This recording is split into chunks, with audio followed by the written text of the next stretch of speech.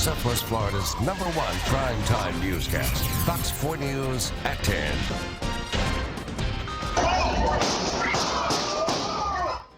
Screams of terror filling downtown Fort Myers as shots ring out in a crowd of more than 20,000 people. The gunman still on the loose. This man, 20-year-old Tyrell Taylor, died. 5 others wounded in the shooting that happened late last night in the middle of the charity event Zombicon. Fort Near Corner has been on scene for nearly 24 hours now. We have a team of reporters working to bring you the very latest information. We've been talking to victims, event organizers, and pushing law enforcement for answers. We begin tonight with Stephanie Tinoco, who is live downtown with more on the investigation and what witnesses are saying about this terrifying crime. Stephanie. Katie, as you can see behind me, it's a pretty quiet night here in downtown Fort Myers. Now, last night, that was not quite the case. When we got here last night, we saw that FMPD had blocked off this area, people running in disbelief of what they witnessed with their own eyes.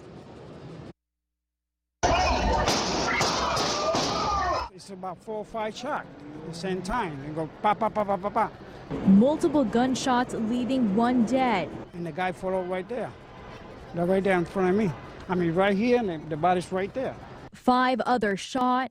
We started running because we saw a horde of people running and we heard 2 really loud bangs. And 4 injured.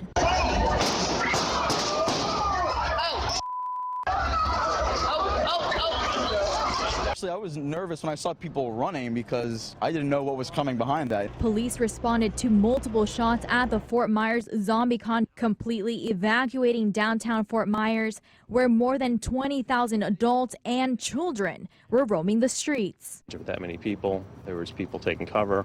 Officers were running towards the shots, and that's when we located victims. Leaving people who call Fort Myers home feeling unsafe. Do you feel safe living in Fort Myers? Honestly, it's on the fence. Kind of disappointing because I have family here and stuff, and it's just, I don't know, just too close. And wanting something to change before they ever go back. I definitely wouldn't bring myself here next year because I don't feel safe. If guns are being pulled, then, not only is my life on the line, but so are people around me. Stephanie Tinoco. Now, if you have any information, whether that be videos, pictures, or any tips, please call Crime Stoppers. The number is 1-800-780-TIPS. Now, I also spent the day today speaking to local business owners on this street, and coming up at 10:30, I'll show you what they think could be a good proposal to keep the city safe. Live in downtown Fort Myers, Stephanie Tinoco, Fox 4, in your corner. Thank you, Stephanie. Fort Myers police releasing a statement this afternoon saying they won't be giving any updates until tomorrow, but a spokesman assures that they are working tirelessly to investigate this incident and gather as many facts as possible. Again, if you have any information about last night's shooting, call Fort Myers Police or Crime Stoppers. There were 20,000 people. I was picked for some reason. Probably just wrong place, wrong time. A story of survival. We continue tonight's team coverage with Fort Near Corner's Adam Pinsker, who sat down with a Florida Gulf Coast University student who was one of the 6 shot last night. He's live at Lee Memorial Hospital, where the young man was rushed after being struck by a bullet. Adam. Katie, the irony here is that Kyle Roberts is a criminal justice major at Florida Gulf Coast University. He wants to be a federal agent when he graduates. Last night, he found himself dodging bullets. He was stuck in the crossfire during that shooting at Zombicon. And I want to warn you, the video you're about to see is graphic. Like any college kid, Florida Gulf Coast junior Kyle Roberts was enjoying his Saturday night in downtown Fort Myers. He and his twin sister were among the thousands attending Zombicon when Roberts was caught up in a hail of bullets. All of a sudden, I heard like some commotion, and I looked down at my hand, and there's a giant hole in it, basically. The rest was a blur. Before he knew what hit him, Roberts was on his way to Lee Memorial Hospital, suffering a gunshot wound to the hand. I can't remember feeling the pain, honestly, no. I didn't really feel the pain. And he couldn't remember much of what happened after he was shot, except doctors said he was lucky. Apparently, when I was in the EMS, the doctor let me know that the gentleman who got shot next to me is the guy who ended up dying. That young man is 20-year-old Terrell Taylor, who played football for Okeechobee High School and at ASA College in Miami. Roberts left the hospital Sunday. The bullet that struck him is still in his arm, but it hasn't deflected his perspective on life. Me standing feet away got only shot in the hand, and he's being buried probably. Now, Kyle says he does plan on going back to class tomorrow despite his injury. As for Terrell Taylor, who we told you about in the piece, he, of course, passed away last night in this shooting. I reached out to his college coach down in Miami, have yet to hear back from him. In the meantime, there is another victim from last night's shooting we learned about. His name is David Perez, and according to his GoFundMe page, he was shot 10 times. That GoFundMe account so far has raised almost $1,700, and if you want to help out, we've got a link to it up on our website. It is fox4now.com. Of course, stay tuned to the latest on this investigation as we get some more details. We're live at Lee Memorial Hospital. Adam Pinsker, Fox 4, in your corner. We don't need that here. We just don't need that. After last night's deadly shooting, many are wondering if this could be the end of Zombicon. Some Southwest Florida residents saying this violence is a sign the event needs to go. For In Your Corner's Tara Molina is taking concerns to those in charge of the event. She joins us live downtown with details. Tara. Katie, I am standing in the heart of downtown Fort Myers, where families eat, people work, and last night thousands of people attended a charity event when shots rang out, killing one man and injuring others. What does this senseless tragedy mean for the future of Zombicon? I'm asking. Gunshots. Screams. Crowds of people running for their lives. These cell phone videos paint the picture of absolute horror at Fort Myers Zombicon, where one man, Tyrell Taylor, was killed, 5 others injured. The shooter still on the run. We have no idea what he looks like. Now, one day later, These streets look the way they would any given Sunday, but the people walking them don't feel the same. some of them questioning whether Zombicon should continue. I'm not sure that we should continue a festival of that kind in this area. We don't need that here. We just don't need that. Others say what happened is tragic. It's really bad. But doesn't mean the city should stop hosting the event. It is an isolated event, so I don't see why the event shouldn't have a reason to continue. Where do you draw the line, to stop? Did you stop everything? I took their concerns to the people in charge. Anjali Chin telling me they're devastated. We are completely heartbroken and devastated over it. She says safety is everything. Safety of our event goers is tantamount. It's the #1 priority we have. But last night wasn't safe. So what happens now? Do you think that something like this is gonna stop people from coming to Zombicon? I mean, is this event gonna go on? She said yes. Being together as a community, we can help stop this. It's not gonna stop us from continuing to bring art and music into our community.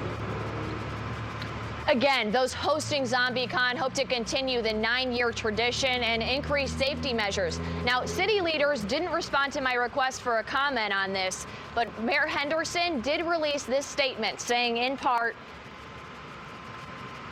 "On behalf of myself and the council, I want to express profound sadness and condolences to the family of Mr. Taylor. We pray for all involved in this senseless act of violence. I want to reaffirm our commitment to rein in these criminals and assure all citizens of law enforcement's relentless pursuit of the perpetrators.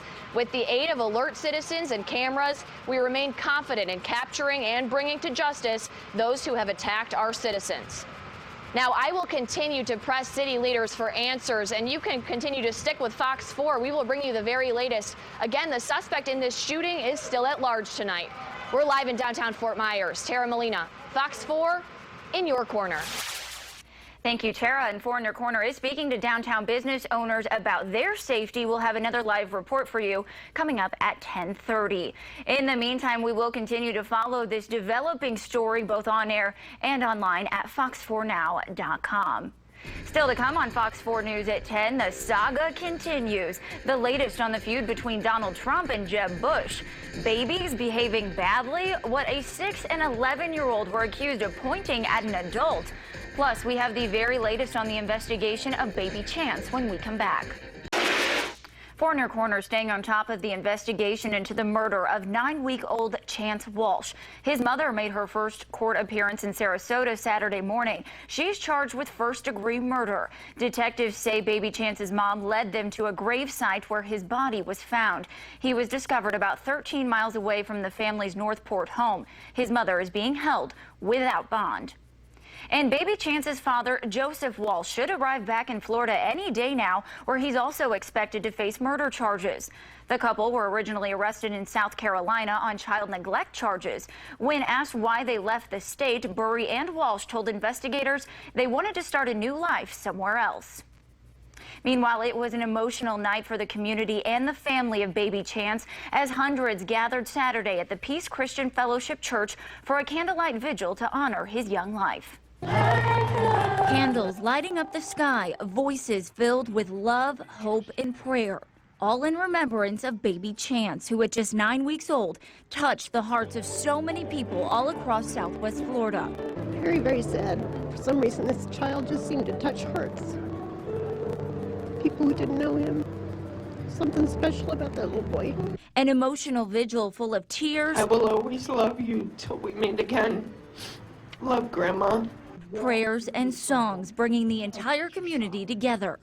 She was such a beautiful, innocent child, and we're just praying that as a society we can do a better job to protect these innocent babies. A night where, in place of sorrow, faith took over. And now he'll forever be in God's house and home with the people who love him. A hope of preventing tragedies like this one from ever happening again. We come together tonight and really stand together and say, you know, this is no more.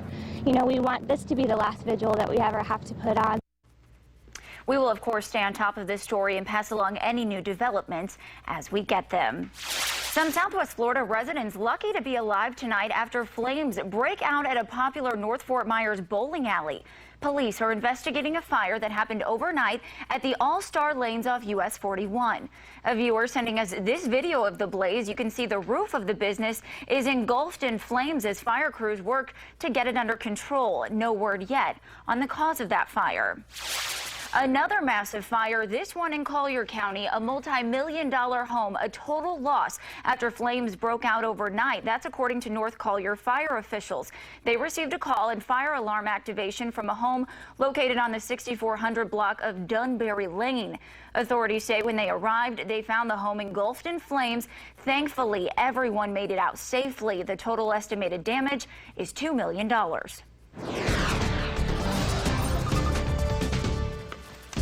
Take a look at how it played out earlier this afternoon. Our Zoom 10 Scott came out there at Cape Harbor telling the story. Cool, calm, and cloudy. The story pretty much all day, as you could hardly see a hint of sunshine. But overall, not a bad setup as the clouds keeping us on the cool side of average. Many areas just topping off in the low 80s.